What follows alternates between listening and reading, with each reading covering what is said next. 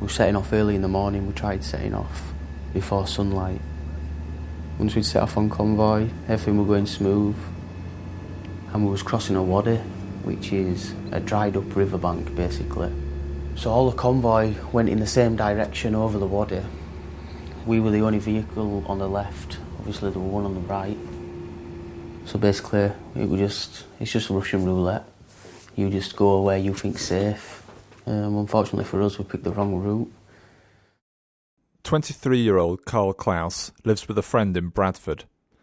In July 2007, he was serving with the Royal Engineers in Helmand province in Afghanistan when his vehicle hit a landmine, shattering his legs.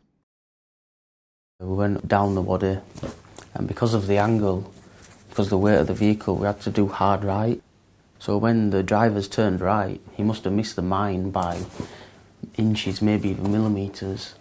And then when he straightened up again, the back tyres hit the mine. The vehicle's turned 180 degrees and it's also flipped on its side. My body was just like a heartbeat. I couldn't see my legs, I couldn't lift up for some reason. So I took my body armour off, took my helmet off, and I still couldn't lift up, didn't have the strength. So I said to my mate who was shouting me, I was saying, yeah, I'm alright, just show me my legs. I didn't know if my legs were still there. So he pushed me up.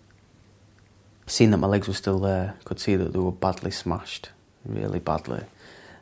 My ankles, my legs were kind of straight, bearing apart from all the breaks.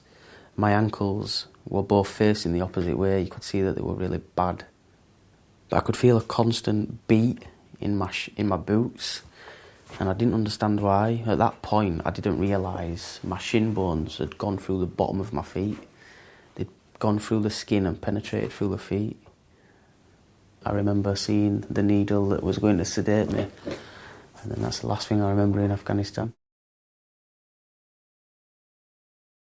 I woke up, I had a tube in my nose, I had a tracheostomy in my neck, I had my jaw wired shut. I had vax coming out of my feet, sucking the bad blood out of the massive holes that I had in my feet, massive holes like the size of a fist. So yeah, I was bedridden big time.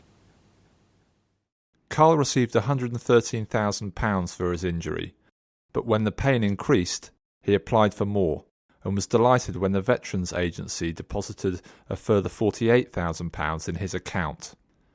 It was an administrative error, and the agency now wants it back, but Carl is fighting to keep it.